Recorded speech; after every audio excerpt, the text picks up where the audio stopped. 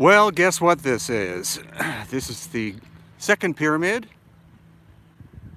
That is the third pyramid. That is the Great Pyramid. So this is the causeway leading up to the second pyramid. And we just finished being in the Osiris shaft, which you will see in upcoming videos on my YouTube channel. Fortunately, I do not have the stabilizer with me.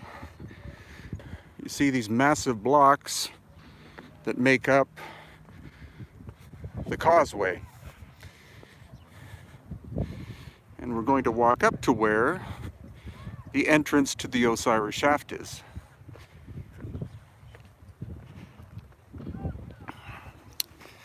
Was not able to film live in there because, of course, it's underground. We actually went 200 feet into the bedrock. So clearly no cell phone signal would work in there.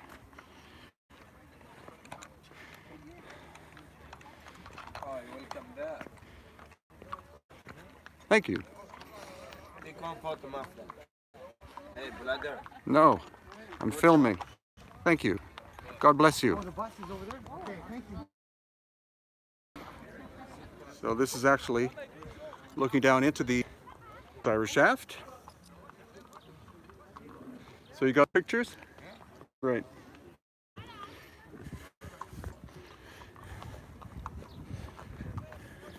Yes, sir. Good. Mm-hmm. Yes, thank you. Okay. Oof. And that is the actual entrance to the Osiris shaft there. It's 3 levels, 30 feet, then 100 feet, then 60 feet into a pool of water.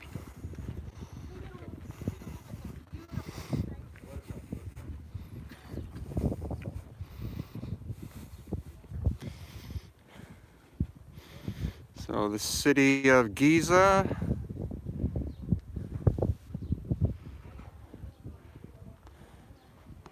Good morning, good afternoon, good evening.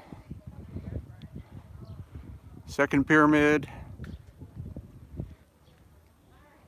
Great Pyramid. Let's see how far we can get in to the Osiris shaft before we get yelled at.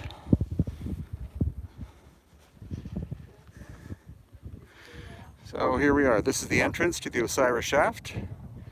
It's only available if you rent it. See? Thank you. So we're going to give the gentleman, the keeper of the shaft, some money. We just want to see the entrance. Okay, to with this? Yeah? Oh, I can't do? Okay, thank you.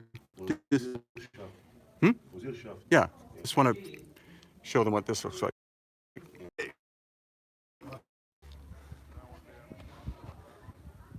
Okay, I barely stepped in there and the signal died, so impossible to actually film live inside the Osiris shaft, but you will see it in upcoming videos.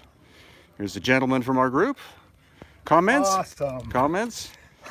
What else? Work with me, babe. Site. It's a unique site. It's one of the best places to be in the world. And I just conquered my fear of enclosures. Good. Okay. I gotta get back up. Hey, there's a testimonial for you. Actually, what I'm going to do is I'm just going to wait till people come out and we'll get their impressions. Again, I'll try to walk in there, but if I lose the signal, then I'm not going to bother trying to do it again because it's just actually a waste of your time. So, there's the back of the Sphinx, back of the head, there. This again is the causeway up to the second pyramid. Yeah, they did let us in, but I can't film live inside an enclosed space like that because the signal can't penetrate bedrock. So there's the second pyramid. This again is the causeway that leads down to the Sphinx. And interestingly, this causeway is at an angle. The other causeways are at 90 degrees to the surface of the pyramid, but this one goes at an angle, and it tells us that the causeway was built at an angle because it had to miss the Sphinx, and that tells us the Sphinx is incredibly ancient. Well, what do you think? I think it's very wet down there. We have 3 feet of water and a bunch of wood and the rocks. So it's not much viewing space down there, but it's well worth seeing. Mm-hmm. I'm very glad I had the opportunity to go down and see it. Okay. It's a once in a lifetime experience. Oh, not to see necessarily. You can always do it next year. that. Yeah. What do you think, Helder? Perfect. It's amazing. I mean, I don't know how they carve those tunnels and how they do it, and the size and the deep. Mm-hmm. Like, wow. In those boxes. Yeah. The Yeah, boxes. How did boxes get down there? Yeah, there are 3 hard stone boxes, 2 on the second level, 1 on the third level. Again, for those who are just joining us, there are 3 levels to the Osiris shaft. First level goes down about 30 feet, second level goes down about 100 feet, third level 60 feet into a pool of crystal clear water in which there is a box with a lid on it that weighs about 40 tons. A lot of water over that lid right now. Yeah, the water level's up compared to where it was last year. Yeah, and the black stuff on The black stuff on that box. Yeah, what that is. that's curious. Well, I tried to smell it. I couldn't smell I couldn't anything. smell it either. People I kept saying tried it's that. engine oil, and it's like, that would smell like engine oil. It's some kind of fungus or something. Something. Yeah. Maybe someday somebody will analyze it. I wonder who might do Maybe that. a geologist or Yeah, someone. she might. I wonder who that might be. Wow, So what do you think? amazing. It certainly is. It's another mystery indeed. Mother mystery. What do you think, Bluey? Good one, mate. Good-o. Way down inside the catacombs, Yeah. Yeah. connected to the causeway. Well, it's all interconnected to the Sphinx and the Yeah. pyramids. It's all connected. Yeah. Of course. Here's the pyramid. Well, it's the shaft right here. You can see the in the connection. middle of both. Yeah. Great. Yeah, we're theorizing that the... why don't we have something interesting in the background? How about one of these large pointy things? Yeah, not me. So we're theorizing that at the third level, which is 200 feet underground, that there is a side tunnel that has been filled in with rocks, we don't know when, and that actually connects to a series of tunnels that are under the Sphinx itself. I have been 4 stories under the Giza Plateau, and I know it probably goes down another 10 stories below that. Let's get some more comments. So what do you think? Phenomenal. I regret not going to the third level, Mm-hmm. but it's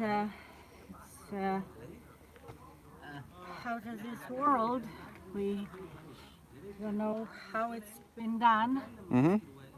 and hope to find out. So you think copper chisels did that? Oh God! Copper chisels. Yeah, copper chisels, diorite. Electric How copper about even chisel. steel? That's right.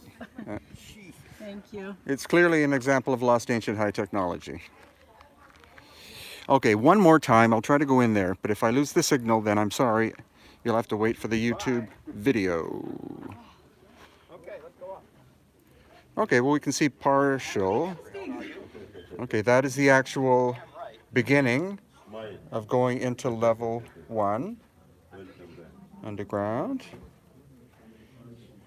What do you think? It's awesome, super interesting, Yeah? unexplainable, breathtaking.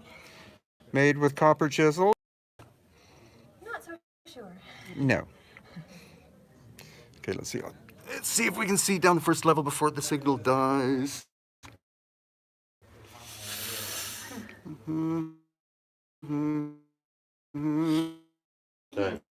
That's level 1, Thank you. 30 feet underground. This is the bedrock. That is another entrance. That is...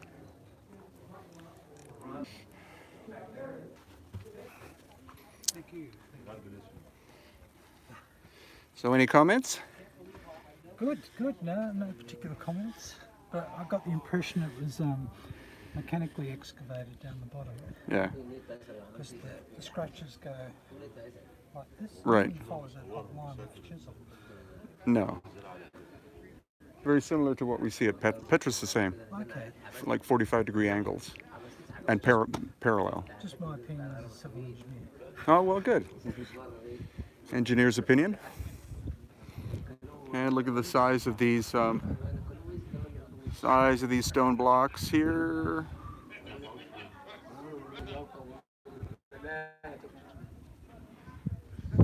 So what do you think, Tim?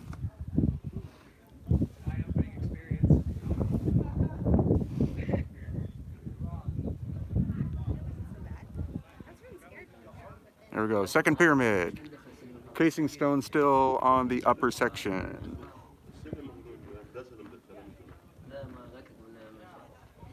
So you can see it's a very human height to get in. So what do you think? I'm glad we had the flashlight because we could really see a lot more. Huh? Yeah, it was amazing. A lot of wood in there too. I'm not sure where that came from. Well, that's from when they were doing the excavations. They just never took it out again. Yeah. We saw the sarcophagus too over to the left. Right. Okay. Woo. Comments? That's fantastic. We had a bright flashlight on it. We could see the whole box down there Uh-huh. very clearly. Does that water level vary? Yeah. It was lower a year ago. Okay. Good times. There you go. Nothing but positive responses from those inside the Osiris shaft on the Giza Plateau. So if you've never been here, let's take a little bit of a walkabout. And those of you that are interested, we are doing a tour in Egypt in March of 2020 and also November of 2020 if you'd like to sign up for it. You see, the Giza Plateau is riddled with tunnel systems. So here's a ramp going down into, here's a door, obviously, that leads to the shaft and tunnel system under the Giza Plateau. There's another possible one. That's a little building. But here, you can see, that's the entrance to a system. So there's a system of tunnels underneath the Giza Plateau, connected by shafts.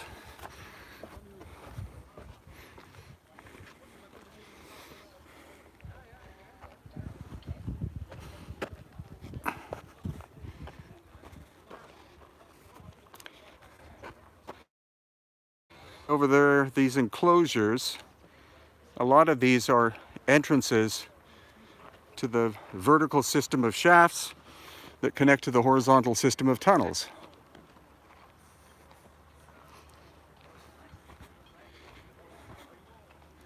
See all these chambers in here, all these locked doors that should be open.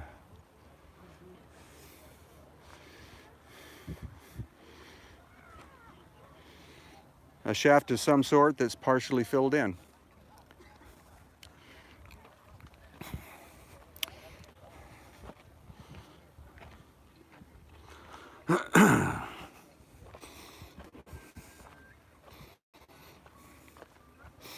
So obviously you can see that the stories of the shafts and the tunnels of the Giza Plateau are not a folk tale, they're real. That's what we just experienced. The Osiris shaft. It's only been open to the public for about 2 years. The cost to enter is $2,400 US for 2 hours. This is not open to the general public. As soon as we leave, they lock the door. So Cheryl, what are your impressions? It was wonderful. Air was very thin down there. Can you describe what it is you were in? See this No, one. not right now. Okay. Okay. Some people are simply overwhelmed by what they've experienced. I was the first time. I got distracted, sorry. There's Mo, our local facilitator.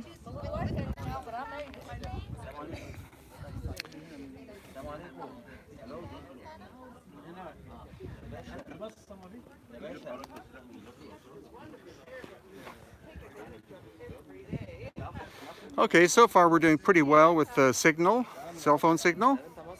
And so where we're going next is a site you probably never heard of called Abu Sir. And I'm going to see if I can film live there too.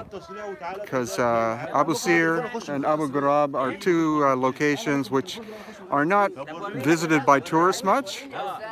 And well worth seeing. There's some incredible big stone bowls at Abu Ghurab that hopefully we'll have a chance to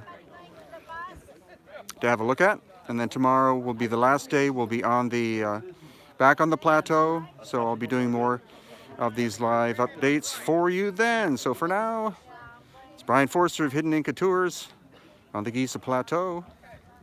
Thank you so much for watching.